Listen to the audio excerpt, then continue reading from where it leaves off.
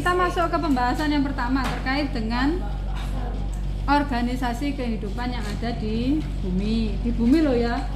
Di Mars enggak dibahas loh ya. Alien enggak dibahas. Ini ada di bumi aja. Ya. Kalau kita bahas terkait dengan ini organisasi kehidupan itu, kita membahasnya mulai dari hal-hal yang paling kecil terlebih dahulu. Ya, mulai dari sel. Beraneka ragam sel, sel yang buahnya membentuk sebuah jaringan. Ya, jaringan membentuklah sebuah organ membentuk sistem organ membentuklah sebuah individu. Nah, kita nanti akan mempelajari itu, teman-teman. Kemudian pembahasan selanjutnya yaitu terkait dengan klasifikasi makhluk hidup. Sebenarnya kita akan membahas itu secara makro terlebih dahulu. Nah, inilah salah satu alasannya mengapa Bu Nata saat ini membawa ini replika sel. Ini sangat sering sekali teman-teman menjumpai ya. Ya kan? Mungkin dulu waktu SMP atau SMA juga ada tugas membuat seperti ini. Ya kan? Nah, nanti akan kita pelajari lebih lanjut lagi terkait fungsinya tujuan kita nanti menjadi seorang guru SD. Kalau kemarin di SMP atau SMA mungkin ya hanya sekedar tugas membuat gitu ya, mengenali sel itu seperti apa. Tapi kalau kita di PGSD ini kita mempelajari ini tentunya pada mata kuliah konsep IPA dasar ini fungsinya adalah membekali teman-teman untuk menguasai konsep IPA untuk menjadi guru SD. Ya, guru di SD.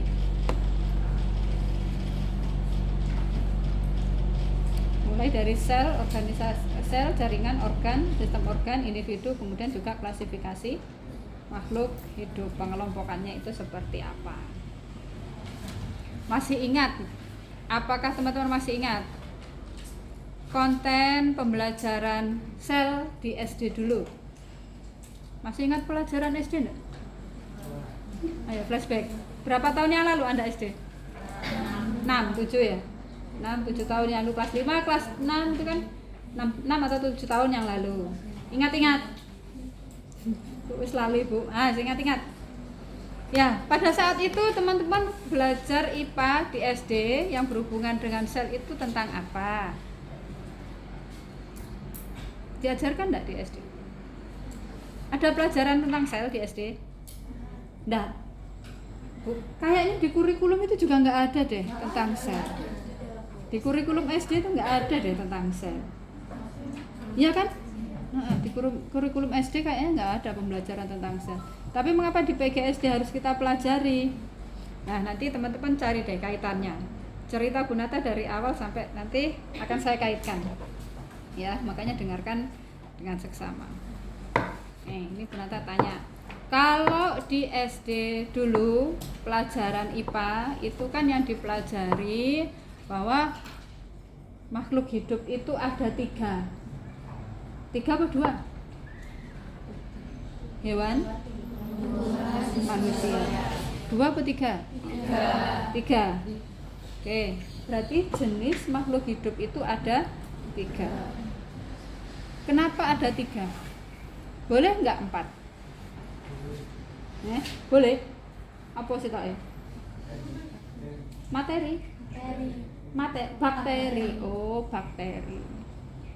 Ada 4 bakteri. Ada 5 boleh enggak? Apa sih tak ya?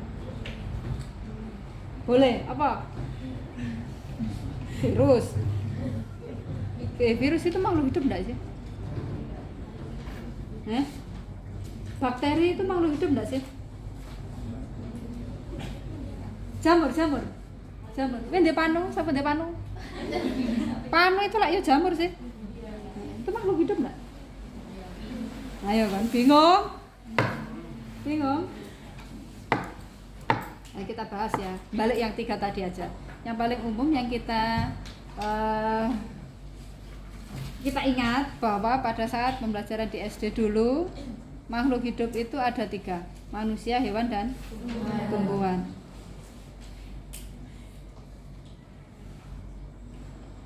Manusia, hewan, dan tumbuhan. Nggak ada yang lain lagi ya. Tapi kenapa kok ada 3 ini? Kenapa enggak manusia itu satu kelompok sama hewan aja? Ya mau Bu, gak terima aku disamakan atau dikelompokkan sak grup karo hewan. Hah? Nah iya, kan beda hewan sama manusia. Loh tapi kan ada persamaan antara manusia dan hewan. Nah iya, manusia punya akal, hewan nggak punya. Nah tapi kok 3? Kalau kelompoknya 3 berarti kan ada perbedaan ini. Ini sama ini kan beda semua. Kenapa kok nggak 2 aja? Pernahkah teman-teman berpikir pada saat SD dulu, kenapa yang dipelajari itu 3? Kenapa makhluk hidup itu ada 3? Manusia, hewan, dan tumbuhan. Dulu berpikir enggak? Pak ngerti Bu lali.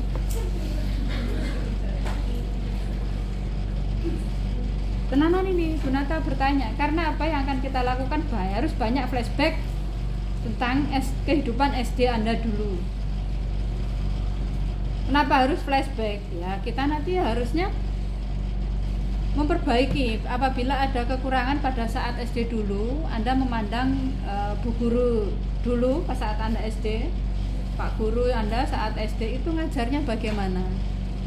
Terus apa yang saya pahami kalau saya diajar seperti itu? Ya kan? Karena nanti teman-teman akan ngajar anak-anak, iya ngajar SD. Bayangkan saat Anda SD dulu itu seperti apa, saya diajar seperti itu, yang saya pahami bagaimana. Ya toh?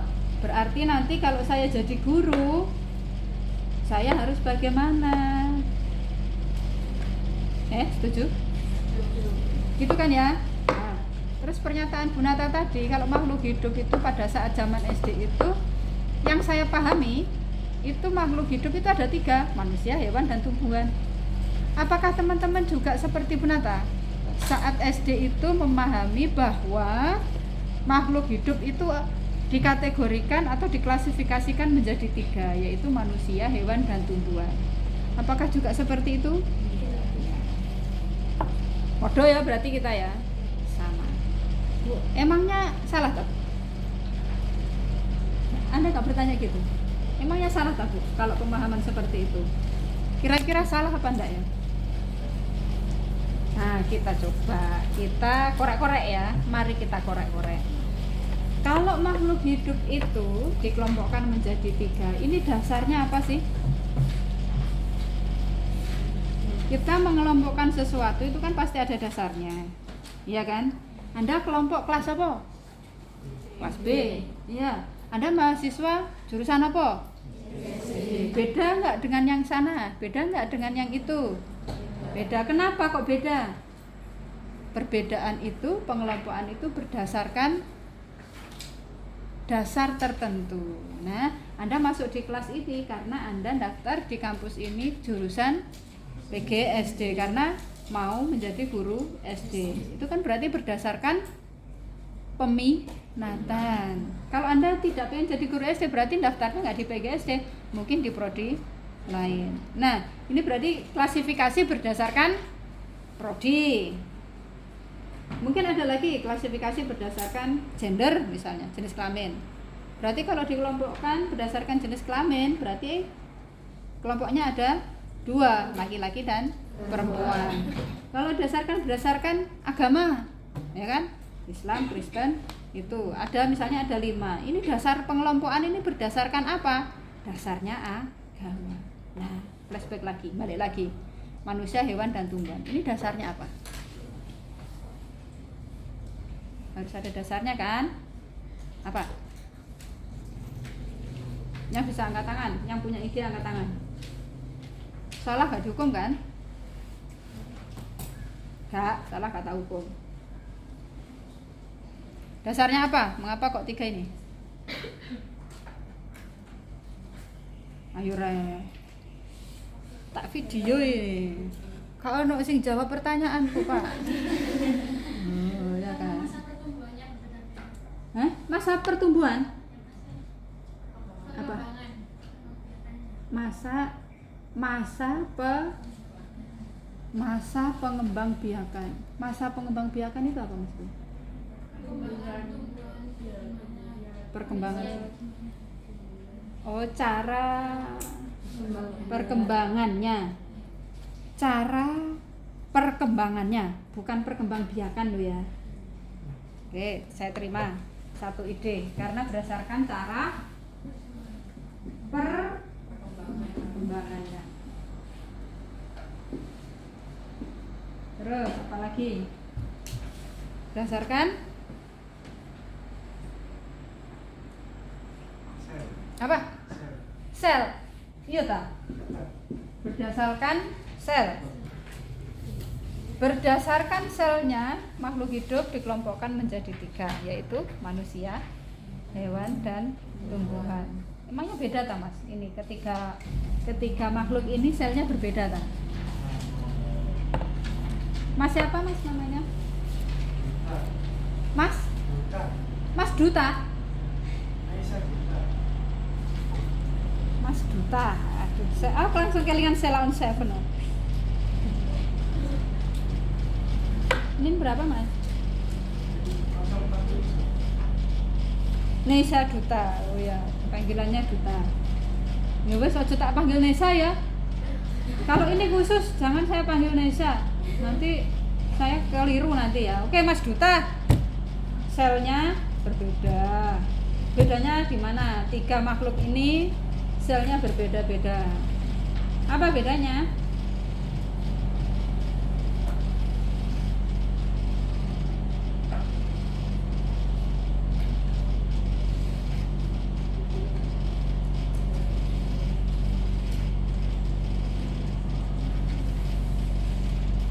Apa bedanya? Ayo siapa sing iso angkat tangan. Ya, Pak. Ukurannya. Oke, saya terima dulu. Selnya ini gara-gara ukurannya. Ukurannya piro, Mbak? Kalau sel hewan keduanya 20, kalau sel tumbuhan diameter 40, kalau manusia sekitar Apa? 25 apa? 25 meter?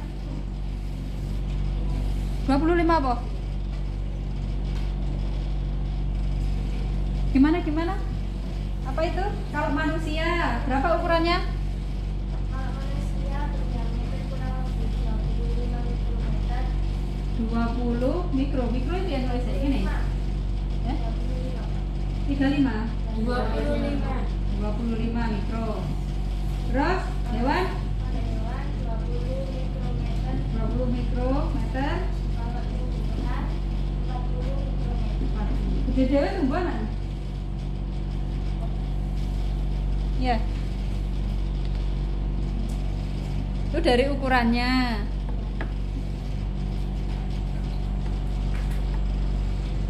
Selain dari ukurannya, organel sel apa? Tumbuhan sama hewan ini berbeda. Uh-uh. Kalau tumbuhan sama manusia mungkin berbeda. Kalau hewan Organel sel. Gimana saya ulangi? Kalau tumbuhan dan manusia punya organel sel. Kalau hewan tidak punya organel sel. Oke, tak tulis ya.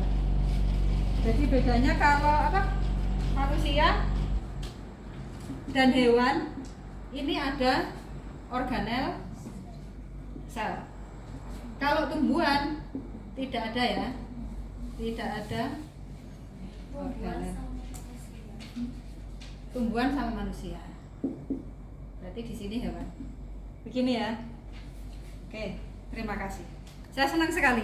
Ini bukti bahwa Anda sudah nyontek. Nyontek apa? Kitab suci. Iya enggak? Sudah nulis toh mestinya? Sudah nulis toh? Sudah baca toh? Sudah. Ini yang saya harapkan. Jadi sebelum masuk kelas, teman-teman sudah punya contekan. Bu, gak apa-apa tak Bu. Ini yang saya suka. Anda sudah belajar sebelum masuk. Nah itulah yang kita harapkan. Anak-anak SD, anak-anak kita nanti juga seperti itu, mencontoh gurunya. Sebelum masuk kelas, bacalah sedikit tentang konten materi yang akan kita bahas, yang akan kita diskusikan hari ini. Ya, walaupun bahasanya Bu Nata contekan, tapi Bu Nata menerima kan? Saya sangat menghargai itu. Karena apa? Anda sudah berusaha. Anda sudah berusaha. Salah atau benar, tidak apa-apa. Kita diskusikan. Saya nggak akan menyalahkan. Kita tulis dulu, kita bahas. Nah, nanti ini salah atau benar, silahkan introspeksi. Oh, berarti itu tadi pernyataan saya kurang betul ya, Bu. Kita konfirmasi. Begitu. Oke ya.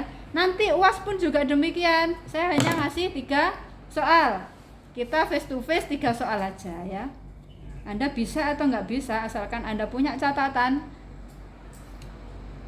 aman ya. Karena saya sangat menghargai teman-teman akan berusaha sedikit demi sedikit. Oke ya. Balik lagi, terima kasih teman-teman sudah berusaha. Jadi balik lagi, 3 makhluk hidup, manusia, hewan, dan tumbuhan. Klasifikasi itu didasarkan dari apa? Iya, betul, dari selnya. Kita harus kembali ke logika awal, bahwa kita mengklasifikasikan sesuatu itu pasti ada dasarnya. Mengklasifikasikan makhluk hidup, dasarnya adalah dari selnya. Perbedaannya adalah dari selnya. Nah, di bumi ini makhluk hidup itu ternyata kategorinya hanya ada 2. Berdasarkan selnya, makhluk hidup di bumi ini ada 2, yaitu makhluk hidup yang memiliki sel berkloroplas dan satunya tidak berkloroplas. Klasifikasi makhluk hidup ada 2 cabang. 1 yaitu sel berkloroplas, yang satunya sel tidak berkloroplas. Yang berkloroplas ini siapa? Tumbuhan.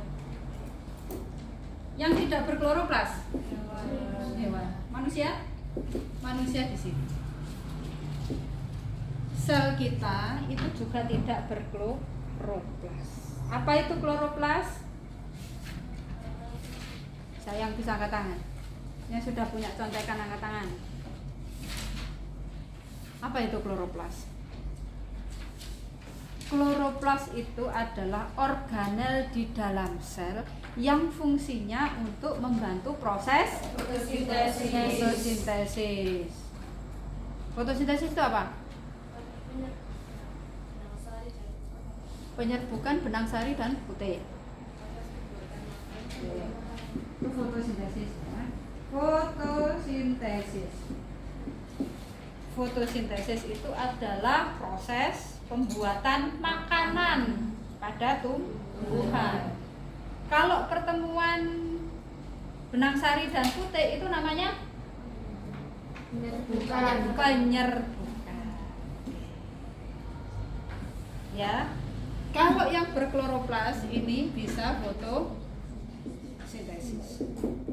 Yang tidak, ini tidak berkloroplas. Jadi manusia dan hewan itu nggak bisa membuat makanan sendiri. Nek ngolah, iso brokoli dicampur sawi, dicampur telur, dicampur minyak, ya kan? Goseng-goseng, jadilah itu apa?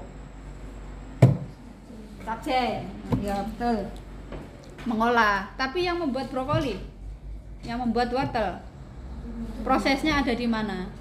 Oke, di tumbuhan ya, fotosintesis, membuat makanan sendiri. Bu, jadi di SD klasifikasi makhluk hidup ada 3 jenis, manusia sendiri, hewan sendiri, tumbuhan sendiri. Salah dong. Salah apa benar? Kayaknya salah, karena apa? Nggak ada dasarnya. Ya, kalau kita konsisten berdasarkan dasar klasifikasi makhluk hidup, ya sudah, berarti manusia satu kelompok sama hewan. Bu, aku gak terima, aku mosok sak ruang karo hewan. dari ciri-ciri selnya. Ya, kita berbeda dari hewan itu karena apa? Akal. Hewan tidak punya akal, kita punya akal. Hewan punya otak enggak? Punya. Kita punya otak? Punya. Nah, secara fisik punya, ya kan? Nah, secara akal itulah yang membedakan hewan dan manusia. Oke. Jadi kita balik lagi ke logika. Kalau kita mengklasifikasikan makhluk hidup atau mengklasifikasikan sesuatu, itu harus ada dasarnya. Jangan main berkelompok aja. Aku seneng sama iki kok, aku kelompokan karo iki tok. Dasarmu apa kelompokan karo arek iku? Iya kan? Ya, kalau misalnya dalam perkuliahan kita membagi sebuah kelompok, pasti ada dasarnya, berdasarkan urutan NIM atau berdasarkan arisan atau berdasarkan jauh dekat rumahnya, gitu ya. Jadi kalau mengklasifikasikan sesuatu harus ada dasar. Nah Bu, nanti berarti saya kalau jelaskan ke anak-anak SD gimana dong Bu? Ayo, ya Bu. Menurutmu ya Bu, apakah tetap akan mengelompokkan makhluk hidup itu menjadi 3 atau menjadi 2? Cek ragu-ragu gitu. Rawani ki dadi guru ki. Apa? Putuskan. 3. 3 apa 2? 3. Lah kok balik maneh mengklasifikasikan sesuatu gak ono dasare?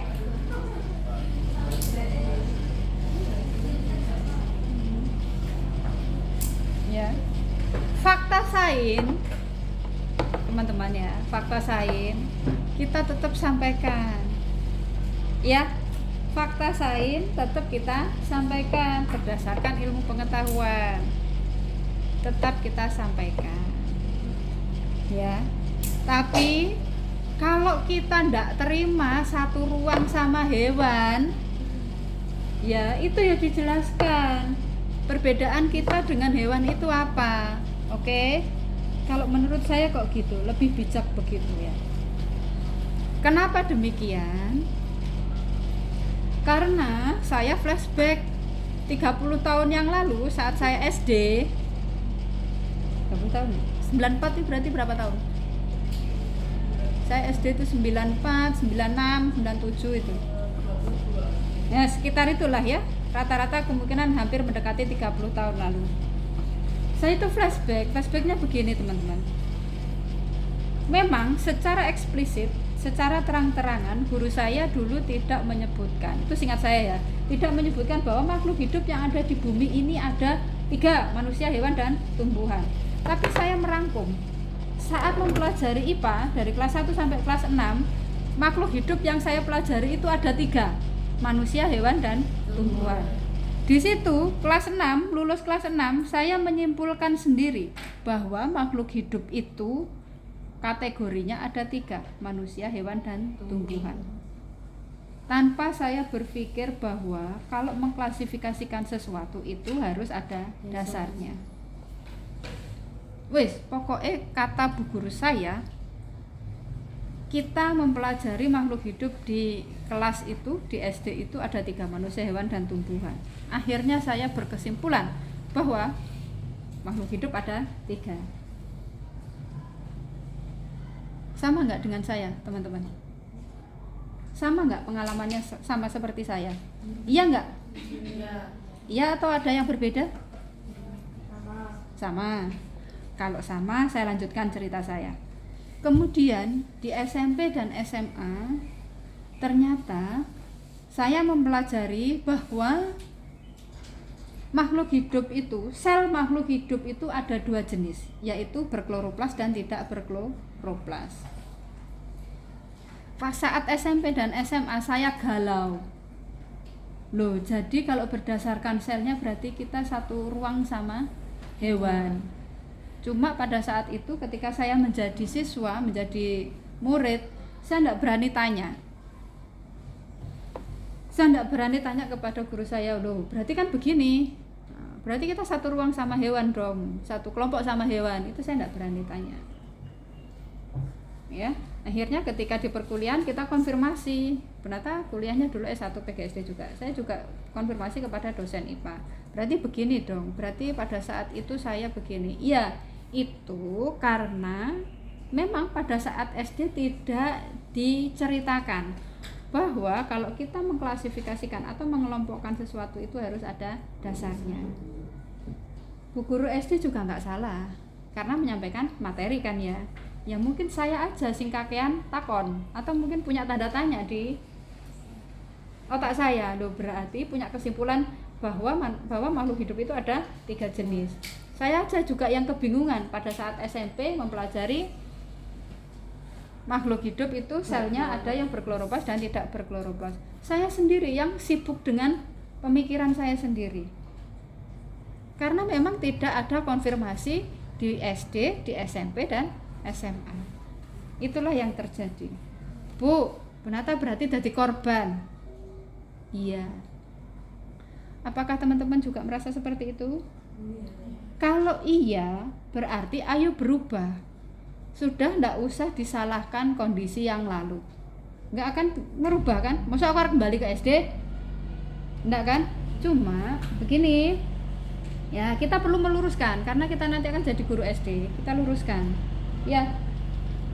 Anak SD zaman Bunata dulu dengan anak SD zaman sekarang sama apa beda? Beda. Zaman dulu itu kalau ada guru datang bawa media